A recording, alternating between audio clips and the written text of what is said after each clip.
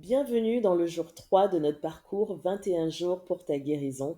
Alors laisse-moi me présenter rapidement. Moi, je m'appelle Shelga, je suis une femme de foi, je suis passionnée par la santé, par la psychologie, par la manière extraordinaire en fait dont Dieu a créé notre cerveau.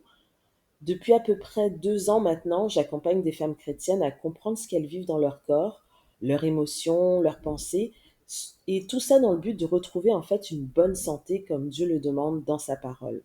J'aime également simplifier, vulgariser la neuroscience. J'aime créer des outils qui aident les femmes chrétiennes à avancer un pas à la fois, vraiment à leur rythme, sans culpabilité, sans pression, sans performance, vraiment dans la simplicité. Ça, c'est mon mot d'ordre. Aujourd'hui, j'aimerais qu'on puisse parler d'un sujet qui est pour moi essentiel, un sujet, je pense que tu as dû te poser cette question parce que moi, depuis le début de ma marche chrétienne, je me suis toujours posé cette question, comment reconnaître la voix de Dieu?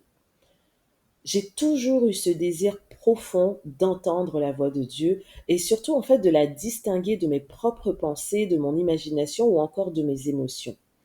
Justement, il y a quelques semaines, je faisais un plan biblique avec une amie et une sœur en Christ.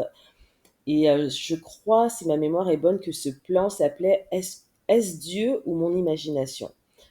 Tu peux le retrouver sur l'application Ma Bible. C'est un super plan, je te le conseille. Et pour vrai, ça a bouleversé ma perspective. Et je crois qu'aujourd'hui, je vais faire exactement la même chose pour toi. Je vais t'apprendre et bouleverser aussi ta façon de voir les choses. Alors, installe-toi confortablement, prends ton cahier de notes, un stylo en main. C'est parti, on va en parler. Alors, il y a beaucoup de femmes qui me disent, Shelga, j'ai l'impression que Dieu ne me parle plus. Ce n'est pas que Dieu a disparu, d'accord? C'est plus que... Il faut comprendre que ton espace intérieur est saturé. Imagine ton cerveau fonctionne comme un verre d'eau. S'il est rempli, ton verre d'eau à ras-le-bord, ben, il n'y a plus rien en fait qui pourrait rentrer. Ben, c'est la même chose pour la voix de Dieu. Elle n'est pas absente, elle est simplement couverte par plein de choses comme ta charge mentale, tes responsabilités, ta fatigue émotionnelle, euh, ton besoin de tout contrôler, la peur de mal faire. En tout cas, il y a tellement de choses que ça va comme étouffer la voix de Dieu. Spirituellement, on appelle ça la suractivité de l'âme. En neurosciences, on appelle ça plus l'hypervigilance. C'est un état où ton cerveau reste en alerte, même quand il n'y a plus de danger. Alors Dieu n'est pas silencieux, c'est plutôt ton âme, elle, qui est trop bruyante. Ouais, on peut dire ça comme ça. Alors tu me diras, comment Dieu parle en réalité? Comment il parle? Alors Dieu ne parle jamais en fait dans la pression, jamais dans la panique et jamais dans la confusion. Ça, c'est une certitude. Dieu parle dans la paix. Il y a un verset, et je crois que c'est le verset clé de cette journée, Jean 10, verset 27, qui dit Mes brebis entendent ma voix. Donc, tu vois, il n'y a aucune performance là-bas, il n'y a pas une compétence particulière, c'est juste une question d'identité.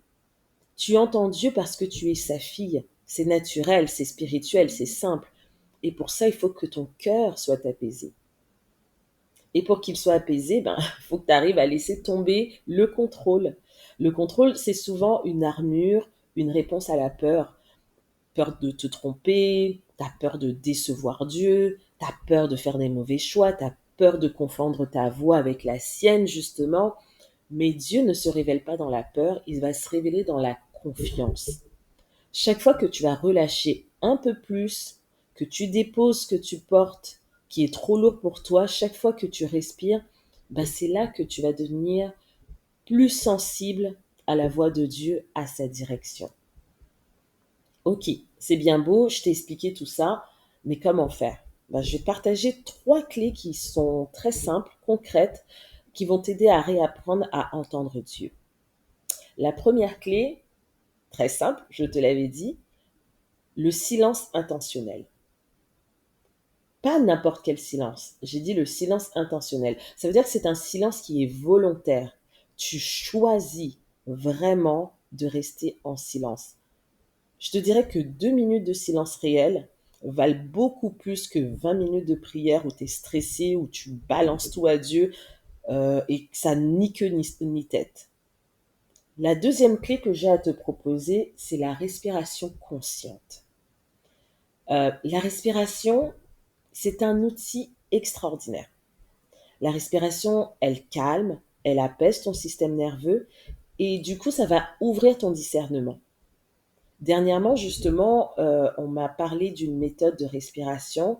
Je ne sais pas si je le dis bien, c'est Wim Hof, Wimhof.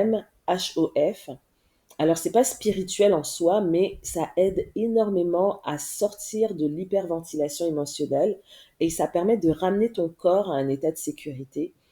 Donc, t'es pas du tout obligé de l'adopter, mais si tu veux apprendre à écouter Dieu avec un esprit peut-être un peu plus clair, une respiration profonde pourrait être un outil intéressant à essayer. Bon, je te laisse voir, mais ça pourrait valoir le coup. Et la troisième clé que j'aimerais te proposer, c'est le lâcher prise émotionnel. Mhm. La voix de Dieu devient plus audible quand tu arrêtes de porter tout ce qui ne t'appartient pas. Quand tu lâches, tu entends. C'est aussi simple que ça. Alors, ces trois clés, elles sont simples, faciles et concrètes. Et je t'invite aujourd'hui, si tu n'as pas encore fait d'exercice aujourd'hui, c'est l'exercice que je te propose pour le jour 3. Mets en pratique ces trois clés et laisse-moi savoir en commentaire ce que tu en penses. Pour terminer, j'aimerais te proposer quelques déclarations prophétiques. Répète juste doucement après moi, ou sinon tu laisses juste ces paroles couler, descendre dans ton cœur.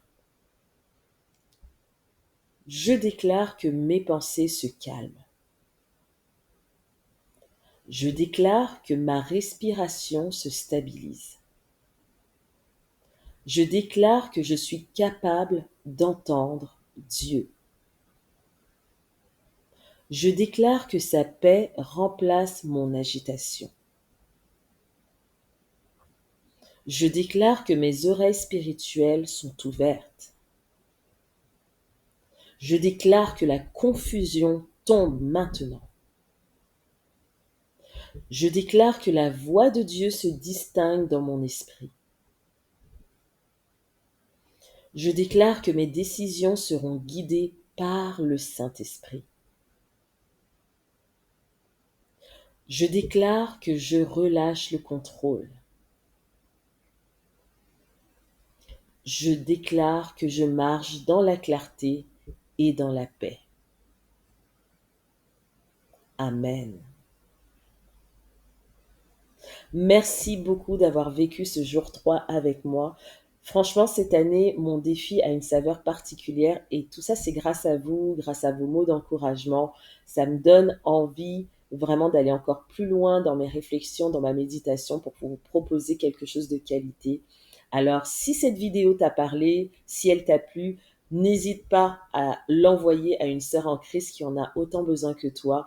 Parce que oui, oui, oui, beaucoup de femmes pensent être seules dans leurs difficultés à entendre Dieu.